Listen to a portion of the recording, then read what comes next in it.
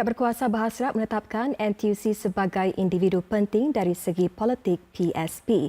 Ini tertakluk di bawah Akta Campur Tangan Asing FICA.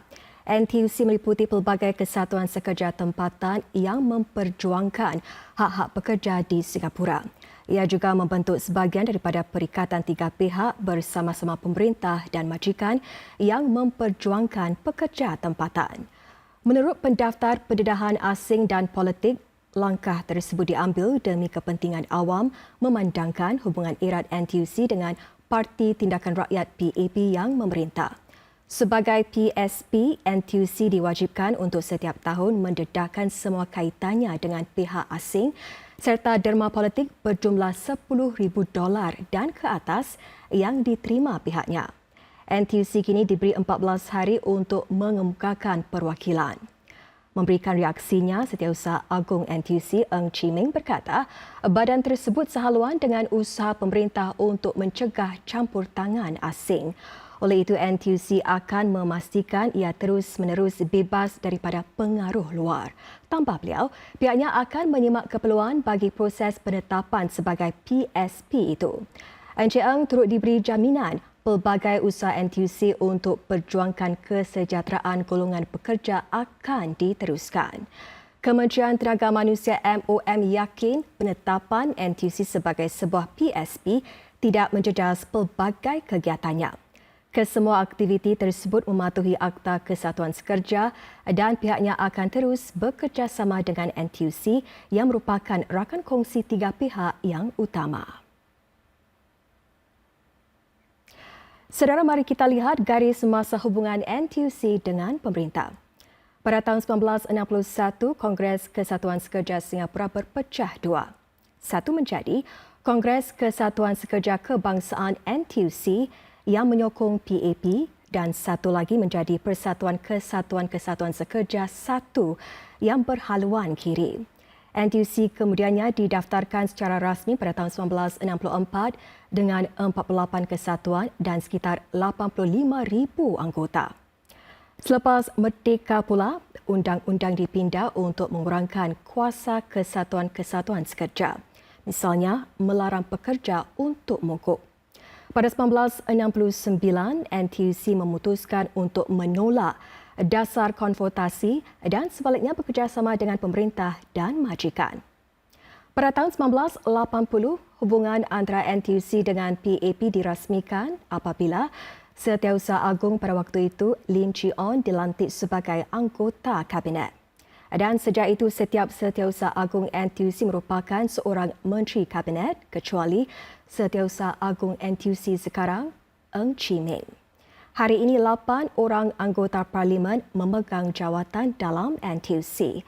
Mereka termasuk dua Menteri Negara Kanan, Desmond Tan dan Heng Chee How yang merupakan timbalan Setiausaha Agung NTUC selain AP dilantik Jin See.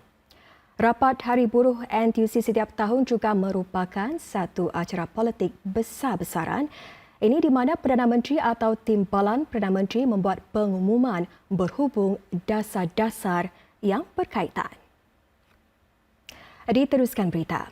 Satu tinjau mendapati lebih 90% syarikat Singapura kini mengintai peluang yang tersedia di zon ekonomi khas Johor Singapura yang disarankan.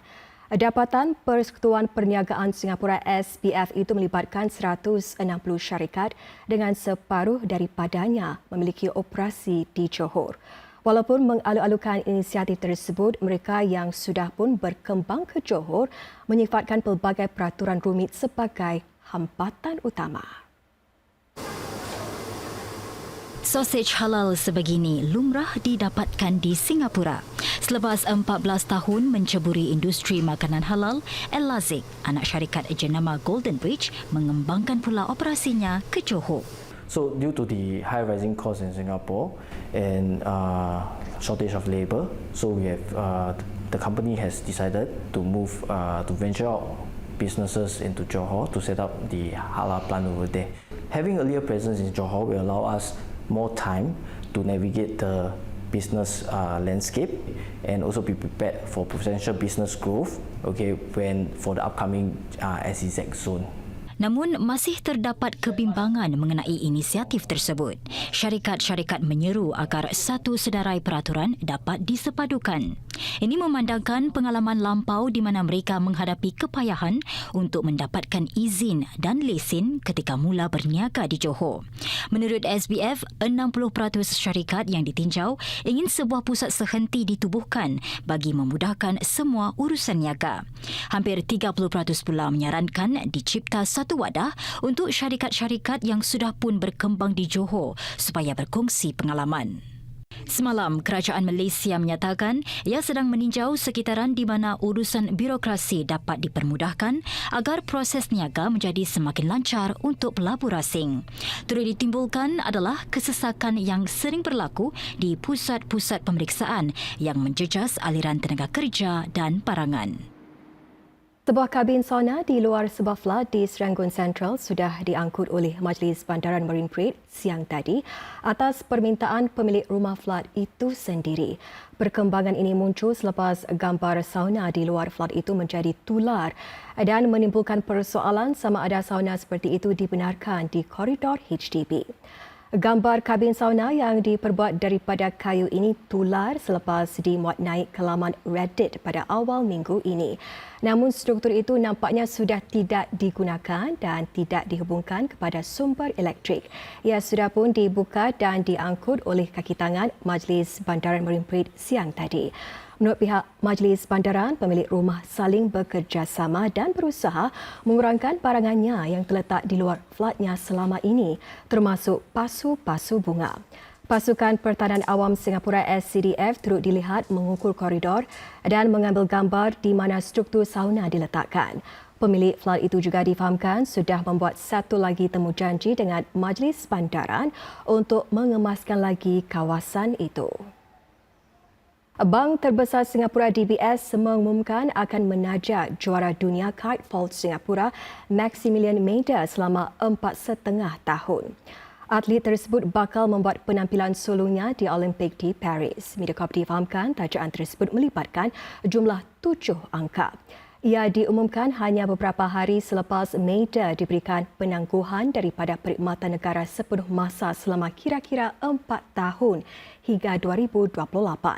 Beliau adalah juara dunia bertahan dalam acara kitefall serta pemenang pingat emas Sukan Asia.